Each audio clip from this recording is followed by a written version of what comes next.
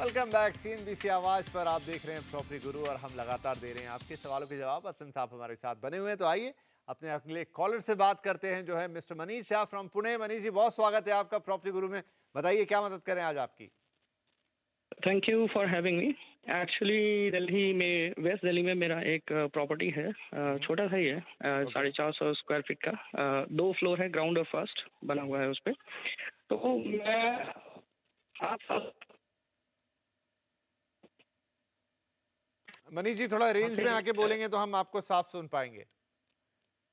और आपकी प्रॉपर्टी अभी छोटी नहीं है, आवाज आ रही? हमारे हमारे शहर के लिहाज से तो बड़ी है, 450 स्क्वायर फीट।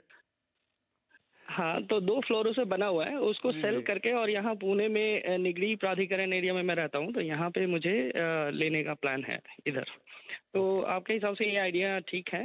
ऐसा करना चाहिए? आप वैसे रहने वाले कहाँ के हैं मनीष जी? मैं दिल्ली का हूँ वैसे तो, बट 7 साल हो गए मुझे अब यहाँ पुणे जी, में तो रहते हम हुए। बात कर ही रहे थे अभी असलम साहब से कि लोग आते हैं असलम साहब एक बार पुणे और फिर वहीं रुक जाते हैं। तो मनीष जी के साथ भी कुछ ऐसा ही केस हो गया है। तो मूलतः दिल्ली के प्रॉपर्टी भी है वहाँ उनके पास, लेकिन अब फाइनली उसको बेचकर पुणे में लेना चाहते हैं। तो आपसे बेहतर मदद इनकी और कौन कर सकता है। नहीं मैं अगेन वही है, थोड़ा सा क्लैरिटी नहीं है कि उनको क्या प्राइस से रिलेटेड चाहिए, कि व्हाट प्राइस उनको वहां बिक रहा है और यहाँ क्या प्राइस में उनको चाहिए। तो मनीष जी अगर अगर आप थोड़ा आइडिया दे पाए, वहां पर आपको सेल से कितने पैसे मिलने की उम्मीद है और आप यहाँ किस बजट में देख रहे हैं। अप्रोक्सीमेटली 60-70 प्लस वहाँ से मिलना चाहिए।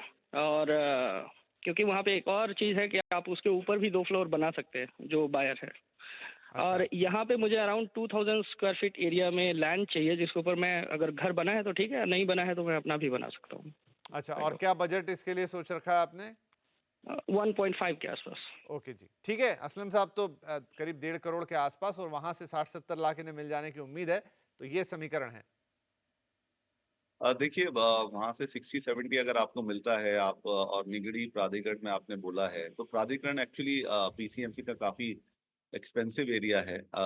डेफिनेटली आप वहाँ रहते हैं तो आपको देखा होगा कि वहाँ मोस्टली बंगलोज हैं। और वैसे तो मेरी जानकारी में ऐसा नहीं है कि कोई वहाँ पे अभी अवेलेबल होगा आपको जो प्लॉट इस टाइप का आप देख रहे हैं। और अगर आप bungalow ready to move in bungalow देंगे तो वो शायद काफी महंगा आपको मिलेगा।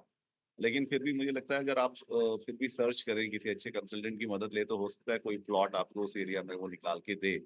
लेकिन फिर भी उसमें भी मुझे आपका बजट थोड़ा सा आपको बढ़ाना पड़ेगा, क्योंकि शायद एवरेज प्राइस उस सर प्लॉट का 10,000 पर स्क्वायर फीट आपको मिलेगा। तो प्लॉट वैल्यू ही 2 CR हो जाएगी आपकी, और फिर उसके बाद आपको उसके ऊपर बनाने का जो है वो अलग खर्चा आएगा।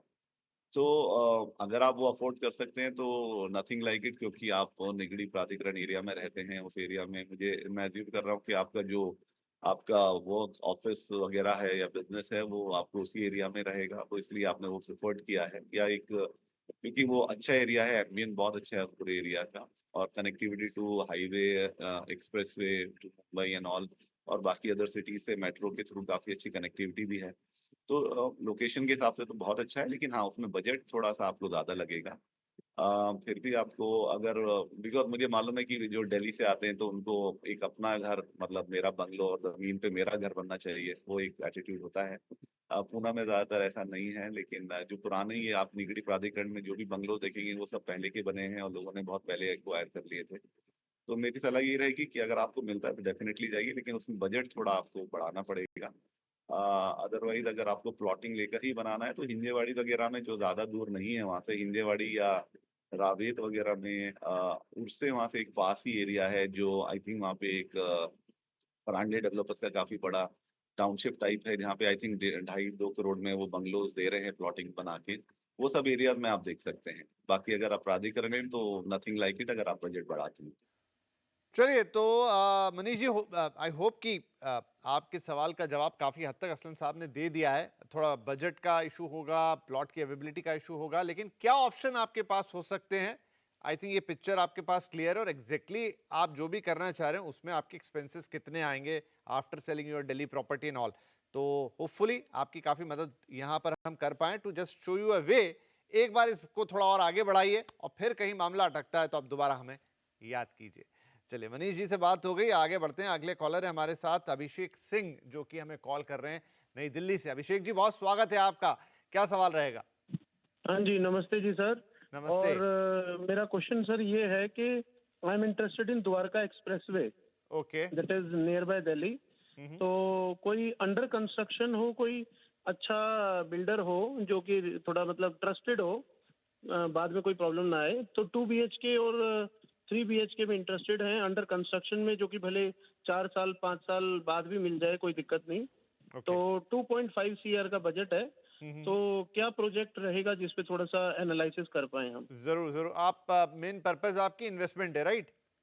हाँ, मेन पर्पस इन्वेस्टमेंट है, ये है। जी जरूर।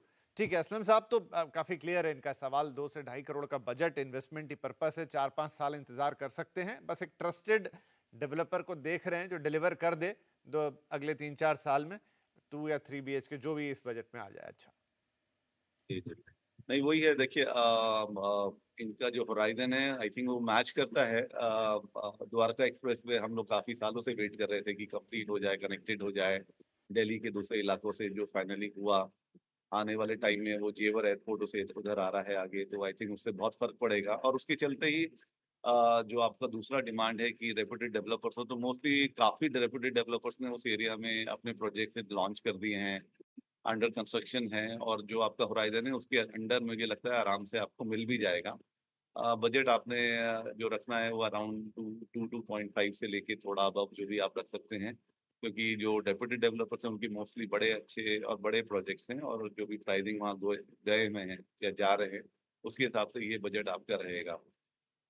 तो जो कुछ प्रोजेक्ट्स हैं उनके नाम मैं आपको बता देता हूँ, जो अच्छे रेप्यूटेड डेवलपर्स हैं। जैसे सोबा सिटी है वहाँ पे सेक्टर 108 में, M3M का क्राउन है सेक्टर 111 में, गोदरेज मेरिडियन है 106 में, शाहपुर जी पालन जी का जॉय विले है आपका सेक्टर 102 में, और आपका लाविदा है टाटा हाउसिंग का, वो आपका सेक्टर 113 में है। इसके अलावा MR के 2 प्रोजेक्ट्स हैं, Gurgaon greens and imperial garden, जो 102 सेक्टर में है।